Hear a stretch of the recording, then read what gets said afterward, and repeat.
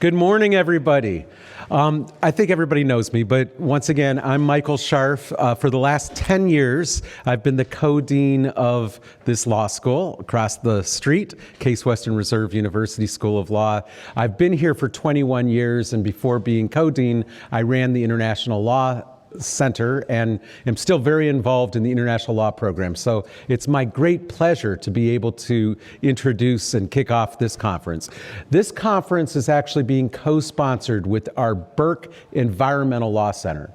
And just a couple of years ago, Jessica Berg and I were able to convince a very generous alum to give us $10 million to create the Burke Center. It's now the largest endowed environmental law center in the country, if not the world, and it's doing really spectacular things. One of its clinics right now is doing the work for the people who were injured in the environmental disaster because of the train derailment in East Palestine, Ohio. And they're doing great work with that as well. So they're a wonderful partner. Also partnering with us today is the American branch of the International Law Association. And we have its chairman of the board here, Layla Sadat. Where are you? There you are. And in front of you on all of your tables is a stack of newsletters from that organization. And if you're so inclined, we'd love you to join. We have the largest fall international law conference in the United States. In fact, there's two really big international law conferences that everybody goes to. One is International Law Weekend in New York that's sponsored by the ABILA, and the other one, of course, is the ASIL in DC. So we hope you'll come to that in a couple of weeks. The topic is beyond international law, and it's edgy, and it's thinking about, as things change, how can international law catch up and what can creative lawyering do? Well, that's very relevant to us here today with our topic, as well as we know from last night's keynote address. It is often customary in the United States and in Canada to start a conference like this, especially one involving environmental law, with a land acknowledgement. And I'm happy to tell you that across the street at our law school, the class of 2023 raised money to have a land acknowledgement plaque, a post that is in the middle of our courtyard, so that generation after generation of law students will realize that the land that we occupy here on University Circle, including right outside, was originally the homeland of the Lake Erie Native American tribes, and there were several of them. And that has been in the news a lot lately because the National Forest Service has a proposal to rename the only national forest in Ohio, which is called Wayne National Forest. They would want to rename it Buckeye National Forest. And for those of you who grew up in Ohio, like I did, we learned about the great hero, General Anthony Wayne. His nickname was Mad Anthony Wayne. And he was the one that cleared out Ohio from the native tribes to allow the settlement of the great state. But what we are learning through this controversy, and the Plain Dealer has done a really great expose in, what is it called? plaindealer.com or whatever, and you can click on and see this. There's some correspondence between General Wayne and George Washington right after America won the Revolutionary War, before even the Constitution was adopted. And the correspondence goes something like this. Or George Washington, General Wayne, you have permission to go and clear out the Indians. And then General Wayne responds, well, I've arrived, and the only way to do this is to destroy all of their villages, because these are farming Indians, not nomadic ones. And most importantly, we have to destroy all their crops so they won't come back. So today, one of our topics is going to be ecocide. It's taken 300 years for us to get around to come up with a word, a term, and a legal framework, which we'll be debating for what Anthony Wayne was doing back then, right after the revolution. So, we have a checkered history, but we need to acknowledge our past. And we are so fortunate to be here in this beautiful building on this beautiful land, the Botanical Garden, for a conference about saving the environment and what we as lawyers can do to that end. when you take your breaks today, I would love you to take some time to walk around the grounds. Just go out any of the doors, take a right, go down. It is absolutely gorgeous out there. On the inside, and it's not rainy, so there's no reason to stay inside, but there's some cool stuff. There is a Costa Rica rainforest with giant butterflies, so you want to see that. And then next door, there is a Madagascar spiny desert with big weird lizards and things. So definitely a fun place to have a conference. It's a little different than you normally see. Now, we are just 100 yards from the law school. You know that because you walked by it. But this summer, when I was in my office, or actually Avi's office, this is, you're going to see him a lot. He's the MC today, Associate Dean Ovid on cover. Raise your hand back there. So his office overlooked the Botanical Garden. You couldn't see the Botanical Garden for a week this summer because of all the fires that were occurring in Canada. This was a historic number of fires. What were they caused by? Climate change. In Libya, they have basically a biblical monsoon that descended and killed thousands and thousands of people. What was that caused by? Climate change.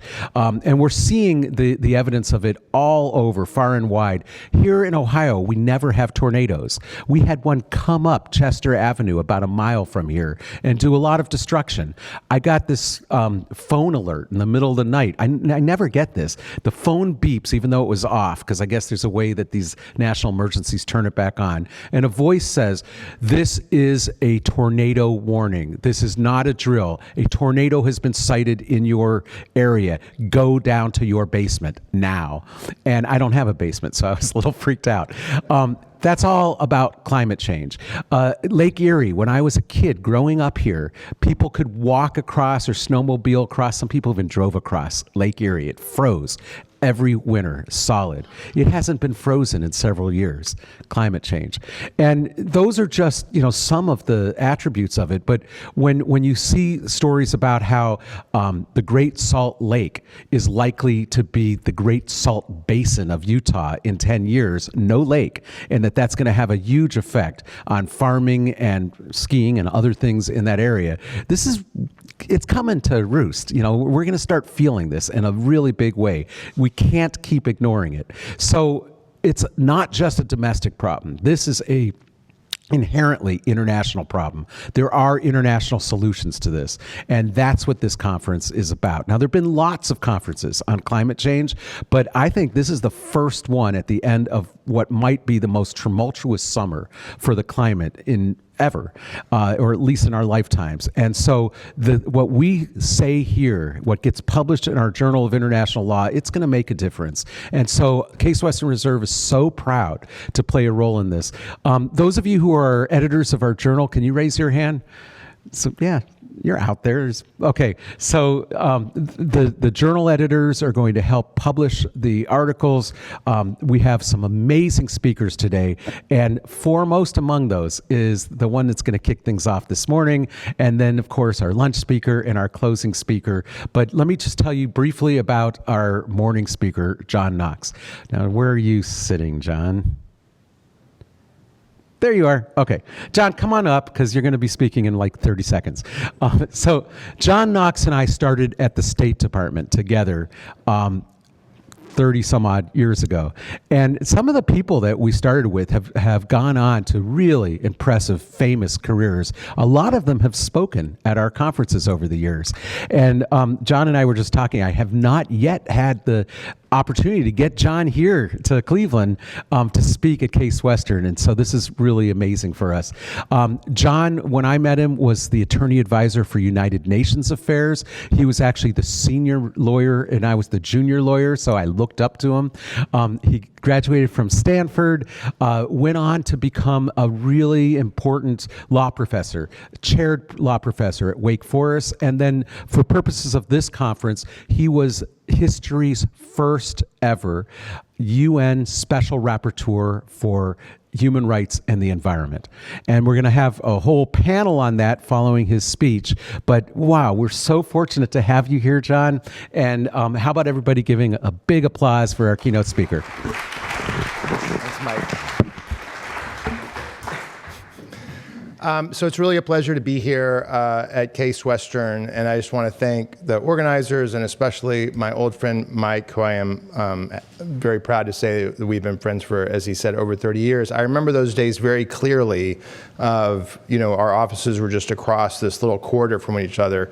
Paul Williams' office was somewhere else in the building too. He was also there in that mix, and we had a boss named Bruce Rashkow, who Mike, it will not surprise you to hear, has really not changed. I mean, the enthusiasm and joyful exuberance with which Mike meets every day was very much on display there. However, Mike also has not really changed in his sense that if something's wrong, you got to fix it. Like, you need to go straight at it. And so when Bruce would give us an assignment or something and Mike would have a problem with how it was, characterized, or he disagreed with the law, he would just go right at Bruce, even though Bruce was, 20 years senior to us or whatever. And I remember Bruce telling me one time, he's like, I don't understand this. When you disagree with me, talking to me, about me personally, you just don't argue with me. You just go do what you want anyway, which is fine. But Mike, it's like he has to, we have to thrash this out. And I was like, well, that's Mike Sharp for you. Like, my attitude was, if I can just kind of sneakily do what I want to do anyway, then maybe I'll get away with it. Mike is not like that. Mike's very much above board. So it's really cool to be here at Case Western and just kind of see how far we've come. There's this meme, Paul Rudd, I think, is talking to somebody, and he's like, look at us, look how far we are. It's like how I feel about Mike and me. It's like, 30 years ago, if you had told us, Mike's going to be dean of a law school, he's going to come invite me to speak at, we've been like, that's going to be pretty cool. I wish I could go back in time and talk to that. What were we then, like 14? The State Department used to hire out of middle school. It was problematic, but anyway, I also want to acknowledge someone who's no longer with us, although I associate him very strongly with Case Western, so much that I feel like I've been seeing his spirit around as I kind of walk around here the last couple of days, and that's Henry King, the former Nuremberg prosecutor who was a professor here at Case Western for many, many years. And Henry, time is too short to really do him justice, but I just want to kind of shout out the fact that when I was first making the transition to academia, Henry was, as he was to so many young academics, extremely kind and supportive and just generous with his time. And so I still kind of appreciate that, and as I say, feel like his spirit is here. So, all right, so I'm going to talk to you this morning about the human right to a healthy environment. So as Mike said, I was the special rapporteur for 6 years for the United Nations on human rights and the environment, and I would say the beginning and end of the wisdom about the relationship between human rights and the environment is that it's an interdependent relationship. On the one hand, you have to have a healthy environment in order to be able to enjoy an entire host of human rights. On the other hand, being able to exercise human rights, especially rights such as your right to information, your right to remedies, your right to public participation, your rights of freedom of association and expression, all of those things are really vital to being able to fight for and have a healthy environment. So ideally, this works like a virtuous circle. You protect human rights in order to help protect the environment, and then a healthy environment helps you enjoy a broader range of human rights.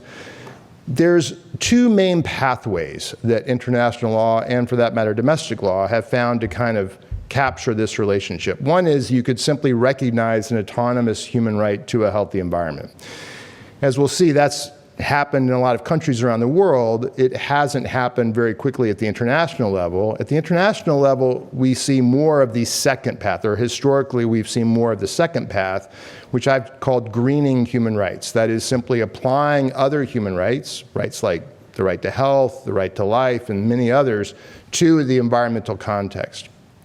Let's talk first about the first path, the recognition of the right to a healthy environment. So the traditional way that we have recognized human rights at the international level is, through the United Nations General Assembly, and it goes back really in many ways to the very beginning of the UN and the adoption of the Universal Declaration of Human Rights, which, as you all know, I expect, was adopted in December of 1948. We're coming up on the 75th anniversary of it. The Universal Declaration includes a lot of rights, including rights in the United States that frankly we're not all that sure really are rights, of the type that are often called economic, social, and cultural rights. But still, rights to life, liberty, security of person on the one hand, rights to Social Security, health, education on the other hand, those are all included in the Universal Declaration. What is not included is the environment. Eleanor Roosevelt, the chair of the Human Rights Commission that drafted it, apparently just forgot because she was busy and had other things. That, of course, is not true. The problem is that the right to the environment wasn't really on anybody's mind in 1948, nor was it on anybody's mind in 1966 when the two covenants, one on civil and political rights and one on economic, social, and cultural rights, that codified the rights in the Universal Declaration when they were adopted. These are, by the way, maps of parties to the two covenants. You can see that most countries in the world belong to most of them. There are two big exceptions, China for the ICCPR and the US for the ICESCR, both of which have signed those covenants but not ratified them. Again, as I imagine we all know, the modern environmental movement really took off in the late 1960s. So the first Earth Day was in April 1970, just after the covenants had been adopted. So the right to the healthy environment, in a sense, they kind of missed the bus, right? You can see that's the human rights movement going off in that yellow bus, and there's the little right to a healthy environment looking after it. But there's other buses, right? Buses don't just come once a millennium or something. There are a lot of possible buses that can carry the right to a healthy environment and have carried it. So let's talk about some of them. National constitutions began to pick up the idea of a right to a healthy environment actually pretty early on. Portugal in 1974 is usually recognized as the first, but there are many, many other examples. I like this just because I could take 4 countries that started with N that are next to each other in the alphabet, and you see how closely related the rights as they're expressed in their constitutions are. There is some variation in national constitutional language. About 2/3 of the constitutional rights around the world refer explicitly to health in one way or another, a healthy environment or an environment conducive to human health or something like that. About 1/4 refer to some form of ecologically balanced environment, but there are lots of alternatives, and we have Jimmy May with us, who has literally written the book about this, or multiple books about this really, about the kind of variety and patterns of domestic constitutional rights on environmental issues. All in all, although the count varies and some people have slightly higher or lower numbers, by my count, slightly over 100 constitutions at the national level now either explicitly include the right to a healthy environment or have been interpreted by their highest court to include the right to a healthy environment through interpretation of something like the right to life. So India and Pakistan, for example, don't have an explicit right to a healthy environment, but for many years their highest courts have interpreted their constitutional right to life to include it. So it has effectively constitutional level protection.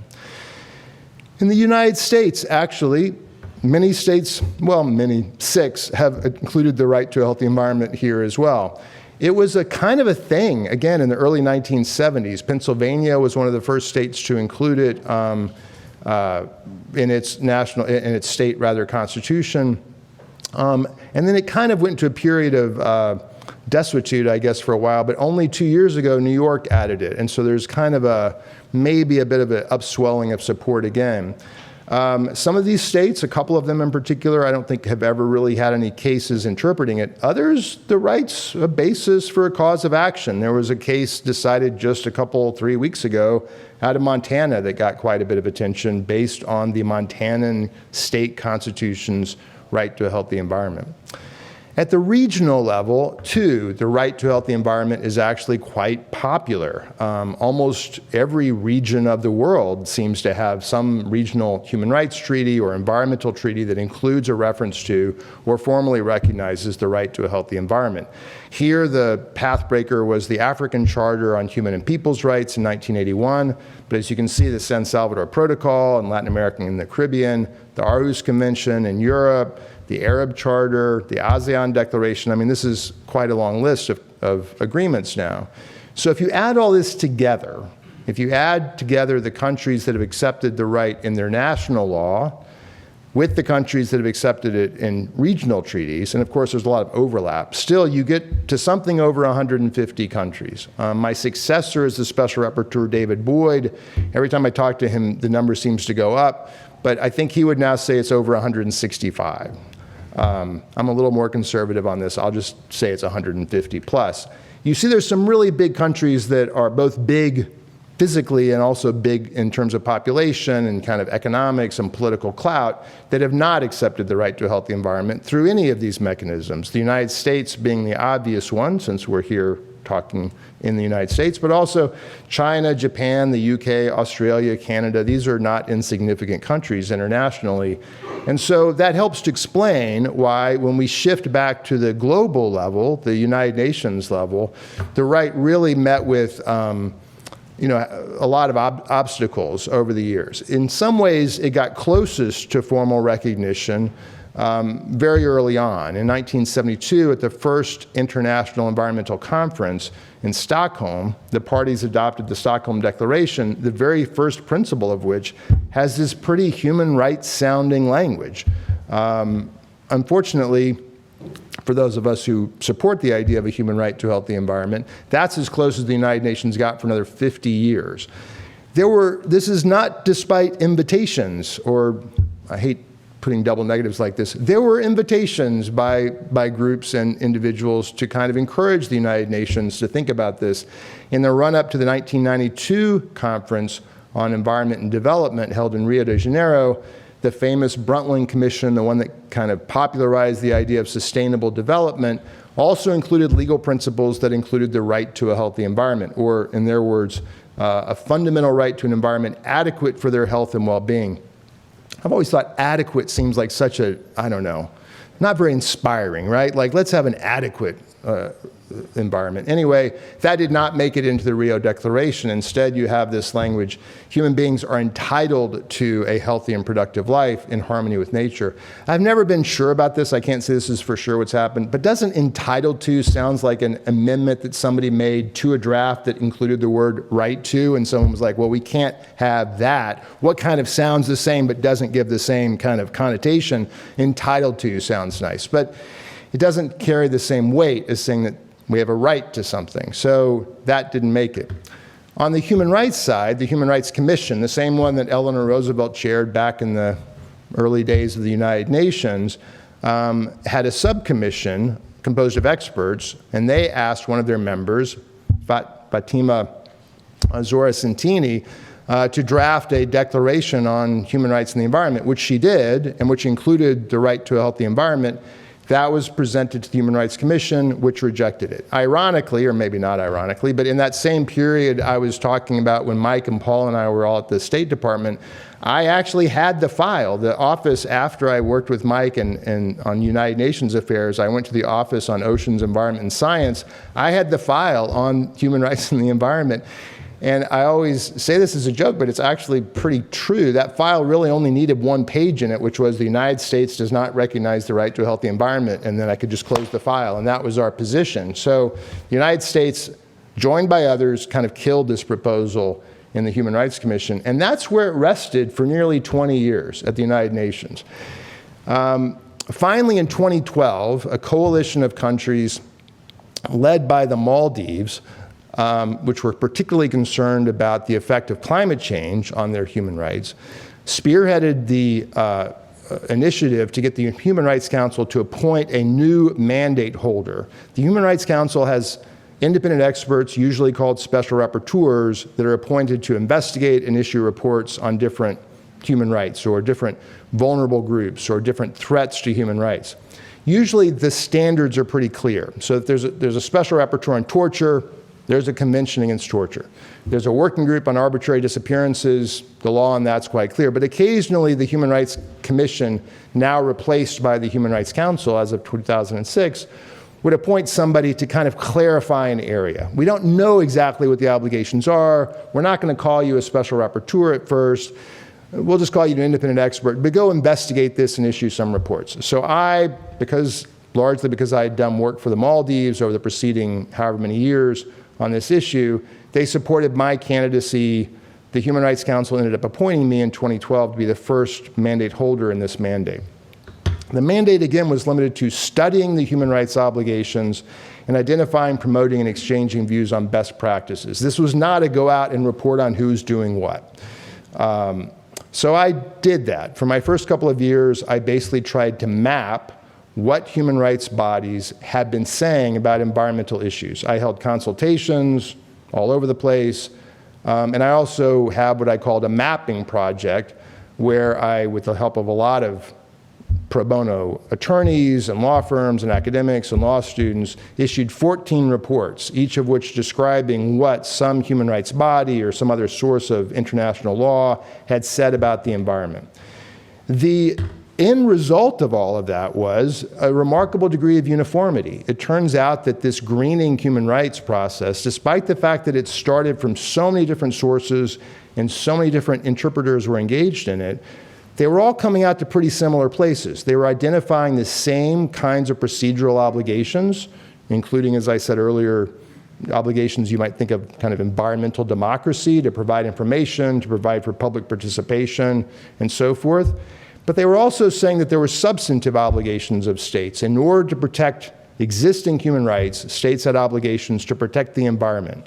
States had discretion. It's not like everyone expects Ghana and Germany to have exactly the same substantive environmental standards, but there are some limits on that discretion. You couldn't do totally unreasonable things. You couldn't strike totally unreasonable balances here.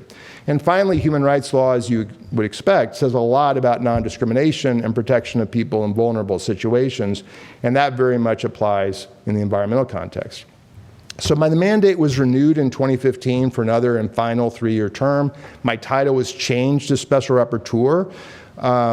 This was not so much a promotion because these positions are all voluntary, they're unpaid. It's not like some are hierarchically better than others or anything like that. But in a sense, it was a promotion for the mandate, in that it meant that the Human Rights Council, the governments on the Human Rights Council, acknowledged that the norms were clear enough that you could actually now ask someone to go and monitor them. And that's what the resolution in 2015 asked me to do. So in 2018, I kind of summarized all of these norms in what I called framework principles on human rights and the environment, and I presented them to the Human Rights Council.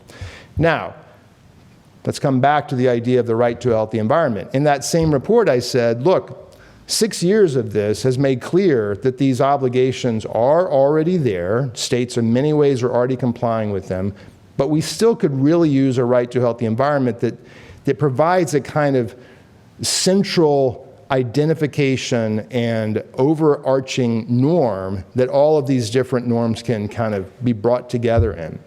So in my last report to the council, I made that recommendation, and my successor, David Boyd, and I jointly made a report, the first report of the mandate to the General Assembly later in 2018.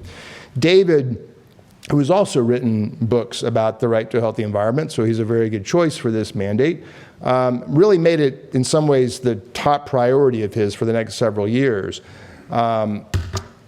What exactly were we, and I continue to work with him and argue for it as well, as did a lot of other people. What were we arguing for? Well, there's several different kind of legal possibilities here, right? You could have a General Assembly resolution, but you could also have a protocol to an existing treaty. That was something that some people suggested. You could have a brand new treaty. Around the same time, the French government proposed the Global Pact for the Environment, the first article of which, again, was recognition of the right to a healthy environment.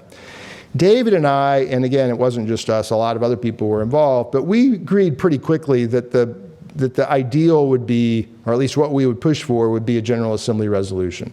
The obvious reason for that is we had already gone nearly 50 years before recognition. We didn't really want to go another 20 or 30 or 40 years that we thought it might take if we were pushing for a new treaty. Those are just kind of famously difficult to get. And there's a lot of precedent, not a huge amount, but there is significant precedent for the General Assembly adopting resolutions as the first way that they recognize human rights. So that's what we went for. COVID got in the way. It kind of slowed this process down, but by 21, it picked up again. There was a kind of a conscious effort to start a new campaign in 21, and a lot of people joined it. The core group of governments at the United Nations, which all along had been the core group of governments supporting my mandate and then David's, they took the lead in this, but they were joined by a campaign that eventually got to over 1,300 CSOs from around the world. And very unusually, 15 UN agencies, including not only the High Commissioner for Human Rights, who you might expect would be supportive of something like this, but also the head of UNEP, the head of UNDP, the head of UNICEF, and many others, all weighed in together in a joint statement and said the time has come to finally recognize this right. Now, this raises the question, how does the General Assembly decide when to recognize a right? In 1986, the General Assembly had adopted guidelines for new human rights instruments, which I won't go through in great detail here, because it turned out that isn't really all that important. I mean, it's important in a kind of abstract sense, and David and I had talking points about why this right met all of these requirements. But I had a lot of conversations with governments over this, and I can't remember anybody ever actually bringing up this resolution. Instead, it really comes down to the last category here. Does it have broad international support? Is this something that countries are really willing to support? There, it really helped, of course, that so many countries had already accepted it domestically or in regional agreements, but it also hurt that some really powerful, important countries had not. We made arguments, as I said earlier, that adding this right to the existing body of human rights and environmental law would be very valuable. We made three big types of arguments. One is that recognizing this as a human rights helps to elevate the importance of environmental protection. It puts it on the same level as other rights, including rights that we've long considered necessary to human freedom and equality and dignity. It also helps to foreground human beings who are most marginalized by environmental harm. This is really the focus of the movement in the United States called the environmental justice movement, which is very much in line with the international effort to try and recognize the right. Second, as I mentioned earlier, it helps to integrate human rights law and the environment. It takes me 5 or 10 minutes at least to just explain the greening human rights thing. If I tell somebody, we think you have the human right to a healthy environment, that resonates with people immediately. It also helps in that it's an effort to show that environmental harm itself can violate human rights without having to connect all the dots to show exactly how it interferes with the right to life or health. Just the fact that we're so dependent on the environment means when we harm the environment, we're harming one of our human rights. And then, of course, it provides a basis for further action. At the international level, there are mechanisms that depend on having something recognized as a human right. And of course, at the domestic level, recognizing something at the human right in many countries has led to stronger environmental performance. Recognizing it at the international level would help push countries to take that more seriously and to adopt it where they don't have it. So bottom line is this or something or the time had come, the universe aligned so that it worked. In fall of 21, the Human Rights Council adopted for the first time a resolution recognizing the right to a healthy environment and invited the General Assembly to consider the matter. The resolution was introduced by the Costa Rican ambassador, and it was adopted by a close to unanimous vote, no negative votes, but 4 abstentions. Again, though, the abstentions included some pretty powerful countries: China, India, Japan, and Russia. And the only reason the United States didn't abstain or even vote against was that the United States at the time was still in the Trump petulant, we don't belong to the United Nations Human Rights Council period, and it hadn't yet joined, which it would do at the end of 21 and beginning of 22. However, the United States spoke very strongly against the right. So that was kind of the hurdles to overcome going into 22.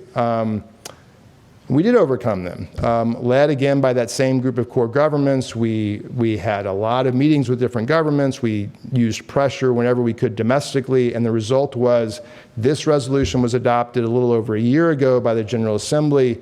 Again, just recognizing the right to a clean, healthy, and sustainable environment as a human right. This resolution was adopted by a vote of 161 to 0. Here's me and David and the group of the members of the 5 core group countries after the vote. We're all very happy. I don't know if you can tell that completely from that picture. We went out and had a very celebratory lunch, which I only remember parts of, but that we were very happy about it. One of the big things that changed was the U.S. position. This is a tweet by Secretary Blinken, and then this quote. It's retweeted by the State Department Bureau of Democracy, Human Rights, and Labor. Why did the United States government change its mind? There was an internal fight within the US government over this, which we got to kind of, I wouldn't say be part of, but we got to hear about quite a bit over this year. I personally think that one of the things that had the most effect was high-ranking officials in the US government, all the way up to President Biden, had gotten in the habit of referring to people as having the right to clean air, clean water. John Kerry, in an interview during this period, said everyone has the right to live in a stable environment. In other words, they were using human rights language. It became very difficult for them to justify why they were unwilling to use human rights language at the United Nations when they were using human rights language to domestic audiences. And as that, let's say, divergence or cognitive dissonance was brought more and more to the attention of higher and higher ranking people in the US government, it became harder and harder to hold that line. A lot of the opposition to this, frankly, came from people within our old employer at the US State Department, the Legal Advisor's Office, which has traditionally been opposed to recognizing any new human rights because despite all evidence to the contrary, the fear is that someday, somewhere, a US court might actually cite a General Assembly resolution to make the State Department or the US government do something it doesn't want to do. Again, that has yet to happen in the history of the United States, but anyway, that was the argument that failed, and as a result, again, this resolution was adopted in 22. This was a pretty great moment, I would say, for people who have been advocating this for a long time. It came 50 years, almost to the day, after the Stockholm Declaration. But you might ask, so what's next? I mean, so what difference does this really make? I don't want to oversell the difference this makes in the United States. As I said, US courts are not interested in this kind of thing. They historically have not been. The United States has put up huge barriers to international human rights law having any real effect in the United States in all kinds of ways. However, there's a world out there beyond the United States, and outside that part of the world, this contributes to change in a number of specific ways. One, as I said, having this recognition and having it by such an overwhelming vote helps to really push UN agencies to take environmental concerns into their mandates to the degree that they might not have been doing that before. It does help to further climate and environmental litigation based on rights all around the world. And if you're not, I could give a whole other hour talk just on what's happening there. This is the most successful climate action in the world right now, is rights-based litigation. There are cases pending before courts at every level, from the International Court of Justice down to domestic courts around the world. This helps with that. It will also push states, including the Council of Europe states that oversee the European Convention on Human Rights, to consider adding it to their national constitutions or their regional agreements if they have not done so. It also, just as a practical matter, does things like create greater attention to the threats facing environmental human rights defenders, who traditionally have not always even been considered human rights defenders, but are killed on an average 4 environmental defenders a week are killed somewhere in the world. So that's all quite important. That's pretty much all I had to say. I did want to just note that I know some of you are interested in rights of nature, and I'll just kind of briefly say this is not really a rights of nature kind of resolution. However, rights of nature are kind of starting to pop up around the world in many different situations. And while this is kind of a bottom-up approach, the United Nations is not going to be taking the lead on recognizing rights of nature anytime soon, I think. You could also say the same thing about the right to a healthy environment, that also really was a bottom-up approach where the right was finally recognized by the United Nations after it had been recognized at lower levels. So it's worth keeping an eye on this as well. And that's it. I don't know if we have time for questions or what your schedule looks like, but I'm happy to answer questions if we have time. Otherwise, I'm happy to answer questions outside of this particular context. We do have about 5.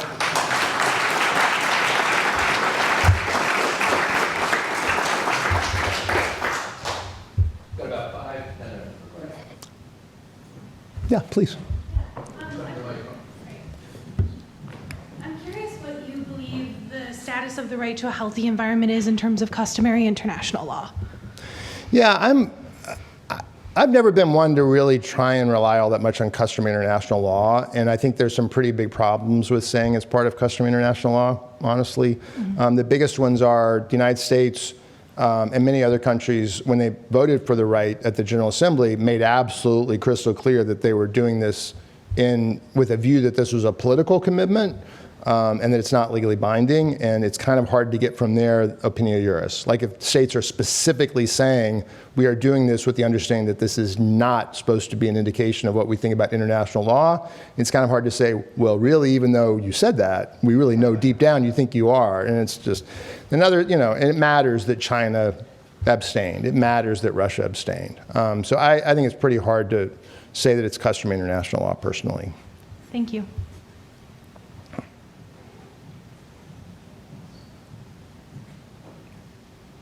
Okay. Anything else? Yeah, please, Layla.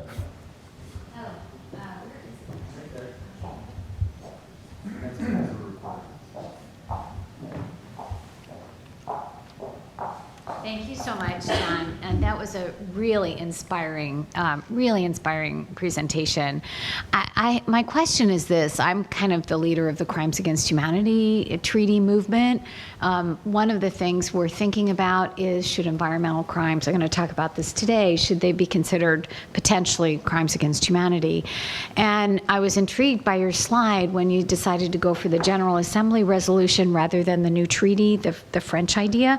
Could you talk a little bit more about that? Because I suspect one of the pushbacks that we'll get on the Crimes Against Humanity side is, don't shove this into a new treaty on crimes against humanity, put it over in a new treaty. But as you point out, that new treaty could take a long time. So if you could talk a little bit more about sort of your thinking about that decision, because a new treaty does seem like an obvious good thing, and we did get the BPNJ treaty pretty quickly. So if you could just maybe talk about that. Sure. Thank you. No, that's a great question, and that's a great context to put it in. So historically, it has just taken a really long time to negotiate human rights treaties. I'll just focus on human rights treaties in particular. And while there are a few exceptions, we did not anticipate that this would be one of them. We thought states would probably want to take a long time to negotiate this. We also, frankly, were pretty concerned that states would end up weakening the norms that had already developed. Again, the reason I spend some time talking about the greening human rights approach is to make clear that there's a body now, there's an environmental human rights law that exists and that existed before this General Assembly resolution. So it would be as if, I don't know, if there was already some case law from international criminal courts interpreting crimes against humanity language as it exists now to apply to a lot of environmental issues. And then the question would be, well, do we want to have a treaty that kind of codifies that? If you know that some countries are uncomfortable with how far it's gotten, you've got to be concerned that the treaty would actually weaken the norms as they're already developing. There's some disagreement about that among the people who advocate for this. This is more my own position on this. I'm kind of conscious of the dangers of backsliding. There's also the realization that a lot of countries would just never join the treaty. I mean, the United States doesn't ratify human rights treaties. China's not going to ratify this probably. And so, not that they are necessarily going to do what a resolution tells them to, but it's kind of like, well, why wait? Why spend years getting something that at the end of the day, a lot of countries in the world, there's a lot of fear that it would come up with a weaker set of standards than the ones we're developing, so it would have kind of a depressing effect on the body of law already. And even at the end of the day, let's say it goes really fast and it takes 5 years to negotiate or something like that, how many states are actually going to ratify this? I mean, the covenants took 18 years to negotiate, another 10 years to enter into force. We just don't really have 28 years to kind of work on this. There are still efforts. There's an effort kind of spearheaded by some folks in France, although it has a lot of people working on it, to come up with a new covenant, a kind of a third international covenant on rights to a healthy environment, basically. Again, I'm just kind of skeptical that that's going to end up working out that well. Now, you know infinitely more about the crimes against humanity context than I do. So I'm not sure how much of that translates over into other areas of concern, but in the human rights field, that's kind of what we were concerned about. Okay, great. Thank you very much. And I'll be around, so happy to talk.